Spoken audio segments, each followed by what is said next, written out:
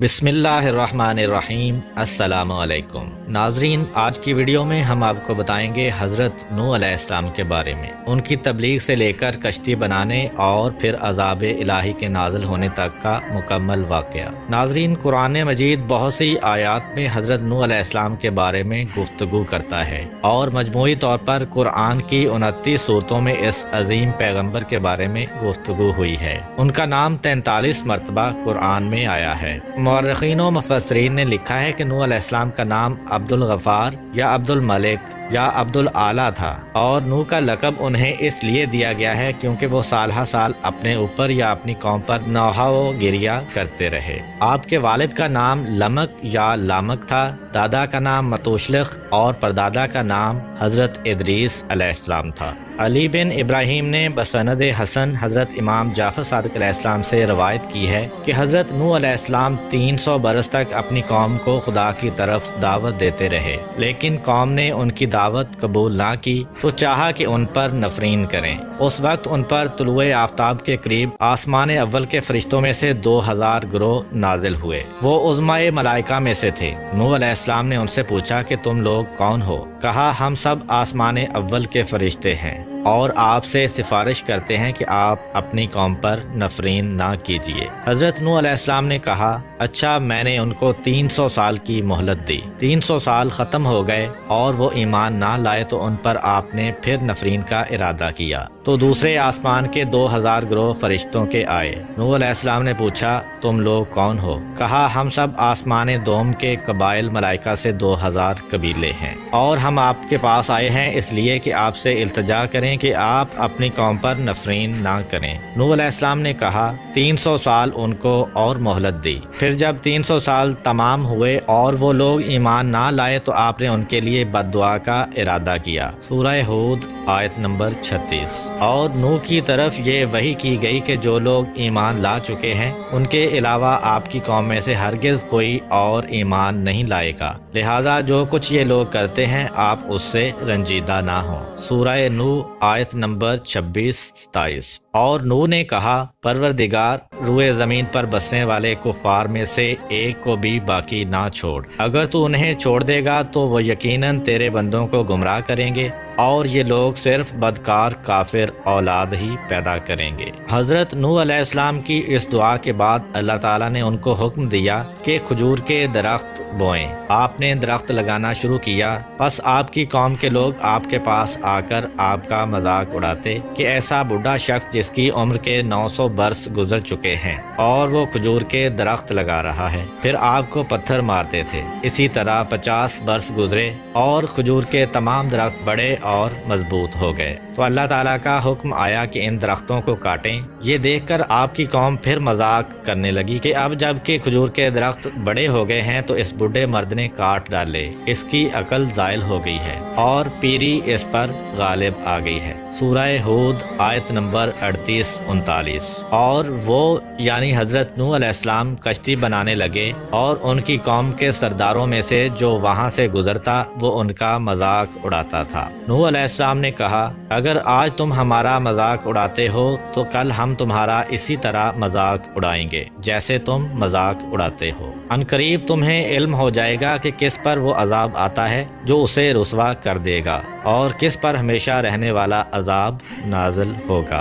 अल्लाह ताला ने हज़रत नूह अलैहिस्सलाम को कश्ती बनाने का हुक्म दिया और जिब्राईल अलैहिस्सलाम को उनकी तालीम पर मामूर फरमाया। गर्ज के नूह अलैहिस्सलाम ने कश्ती बनाना शुरू किया। उसकी लंबाई 1200 हाथ, चौड़ाई 800 हाथ और ऊंचाई 80 हाथ थी। एक हाथ से मुराद कोहनी से लेकर दरमियानी उंगली का आखिरी सिरा होता है और ये तकरीबन आधा मीटर होता है। इस तरह कश्ती की लंबाई तकरीबन 600 मीटर, चौड़ाई 400 मीटर और ऊंचाई 40 मीटर थी। हज़रत नूह अलैहिस्सलाम ने अर्ज़ की, खुदा बंदा, कश्ती बनाने में मेरी कौन मदद करेगा? खुदा ने वही फरमाई कि अपनी कौम के दरमियान ऐलान करो कि जो शख्स कश्ती बनाने में मेरी मदद करेगा और उसकी कोई चीज़ तराशेगा तो जो कुछ तराशेगा वो चांदी सोना बन जाएगा। हज़रत नूह अलैहिस्सलाम ने यह ऐलान किया तो लोग कश्ती बनाने में आपके ساتھ شامل ہو گئے اور مذاق بھی کرتے جاتے تھے کہ جنگل میں کشتی بنا رہے ہیں۔ جب خدا نے قوم نوح علیہ السلام کو ہلاک کرنے کا ارادہ کیا تو 40 سال پہلے سے ان کی عورتوں کو بھانج کر دیا تھا، پھر ان میں کوئی اولاد نہیں ہوئی۔ جب نوح علیہ السلام کشتی بنا کر فارغ ہوئے تو خدا کے حکم سے آپ نے سریانی زبان میں ندا کی، جس کو سن کر تمام چوپائے اور جانور حاضر ہوئے۔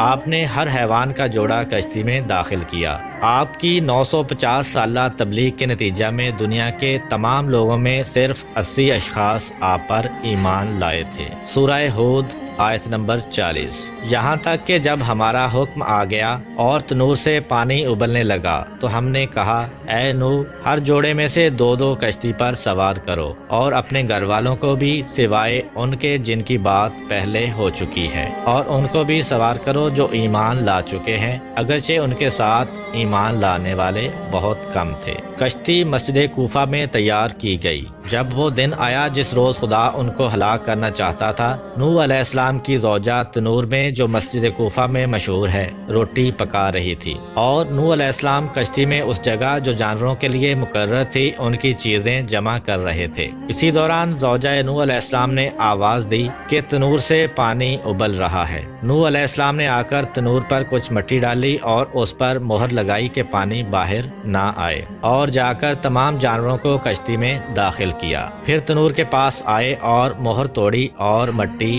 ہٹا دی۔ آفتاب چھپ گیا اور بجائے اس کے کہ قطرہ قطرہ پانی برسے، یک بارگی پانی آیا اور تمام چشمے ابل پڑے، جیسا کہ حق تعالی فرماتا ہے۔ سورہ قمر آیت نمبر 11 تا 13۔ پھر ہم نے زوردار بارش سے آسمان کے دہانے کھول دیے اور زمین کو شگافتہ کر کے ہم نے چشمے جاری کر دیے، تو دونوں پانی اس امر پر مل گئے جو مقدر ہو چکا تھا، اور تختوں اور کیلوں والی کشتی پر ہم نے نوح علیہ السلام کو سوار کیا۔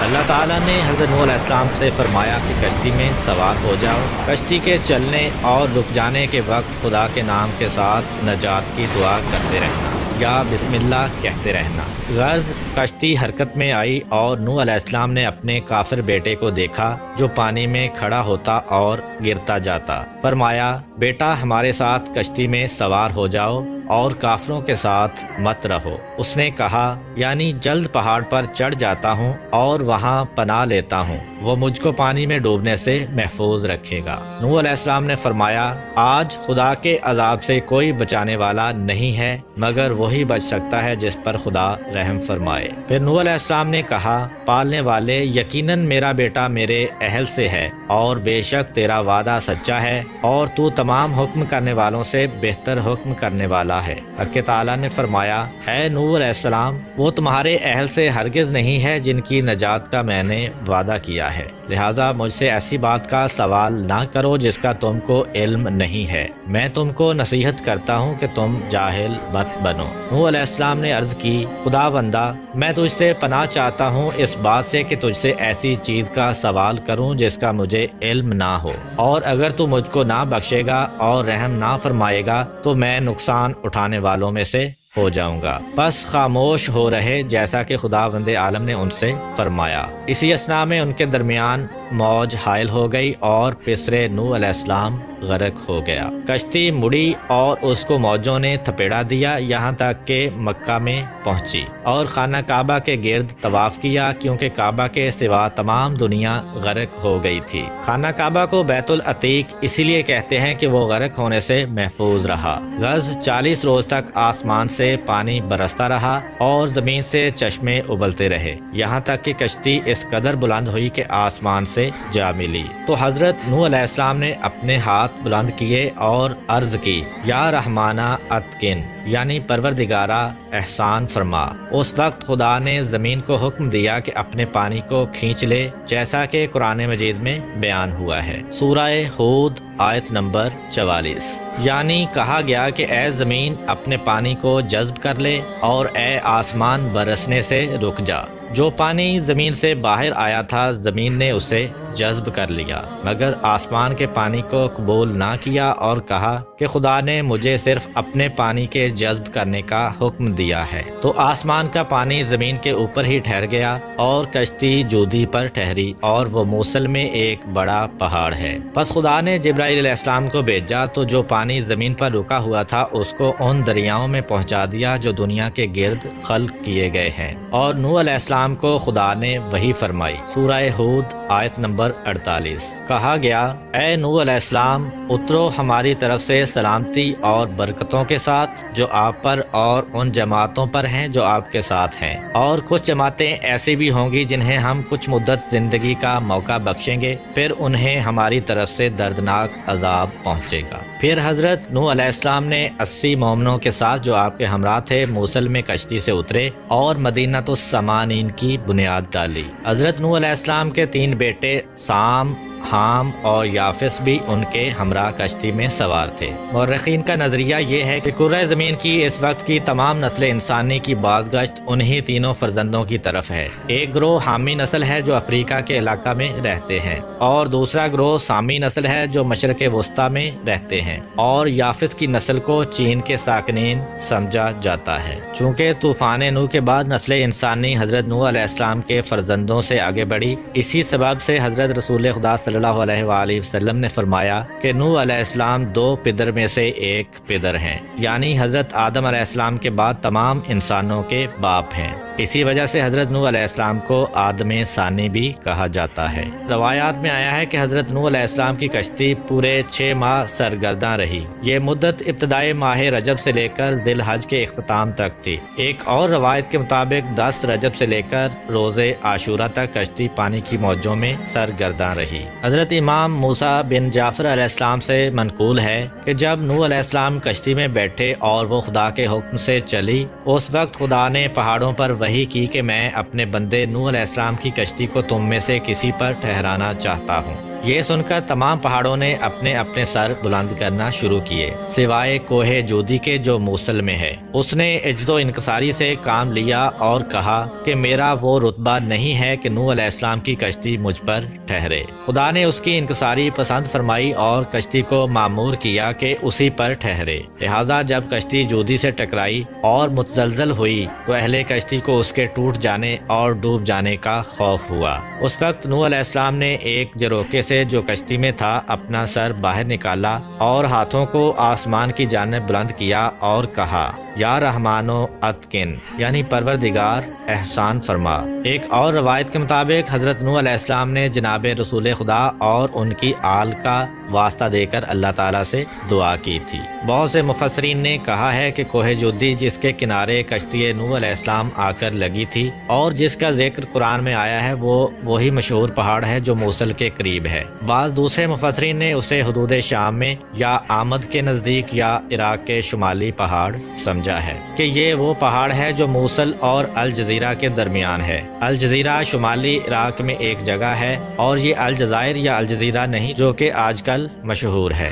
بعید نہیں کہ ان سب کی بازگشت ایک ہی طرف ہو، کیونکہ موصل، آمد اور الجزیرہ سب عراق کے شمالی علاقوں میں ہیں اور شام کے نزدیک ہیں۔ حضرت امام جعفر صادق علیہ السلام سے منقول ہے کہ حضرت نوح علیہ السلام کی عمر 2500 سال ہوئی۔ 850 سال مبعوث ہونے سے قبل، 950 سال قوم کی ہدایت کا زمانہ، 200 سال کشتی کی تیاری میں گزرے اور 500 سال طوفان کے بعد زندہ رہے۔ جب پانی زمین سے خشک ہوا تو شہروں کی بنیاد ڈالی اور اپنی اولاد کو ان میں آباد کیا۔ جب 2500 سال تمام ہوئے تو وہ اس وقت دوب میں بیٹھے ہوئے تھے۔ کہا، السلام علیکہ یا نبی اللہ۔ حضرت نوح علیہ السلام نے جواب سلام دیا اور پوچھا، اے ملک الموت، کس لیے آئے ہو؟ کہا، آپ کی روح قبض کرنے کے لیے آیا ہوں۔ کہا، کیا اتنی مہلت دو گے کہ دھوپ سے سائے میں چلا جاؤں؟ کہا، ہاں۔ پس نوح علیہ السلام سائے میں گئے اور فرمایا، اے ملک الموت، دنیا میں میری زندگی کی مدت دھوپ سے سائے میں آنے کے مانند تھی، اب جو کچھ تم کو حکم دیا گیا ہے بجا لاؤ۔ ملک الموت نے حضرت نوح علیہ السلام کی روح مقدس قبض کر لی۔ امید کرتا ہوں کہ آپ کو آج کی ویڈیو پسند آئی ہوگی۔ اگر آپ کو ہماری ویڈیو پسند آئی ہے تو ویڈیو کو لائک کریں اور اپنے دوستوں کے ساتھ شیئر بھی کریں۔ ملتے ہیں اسی طرح کی ایک اور انفارمیٹیو اور اسلامک ویڈیو کے ساتھ، تب تک کے لیے اجازت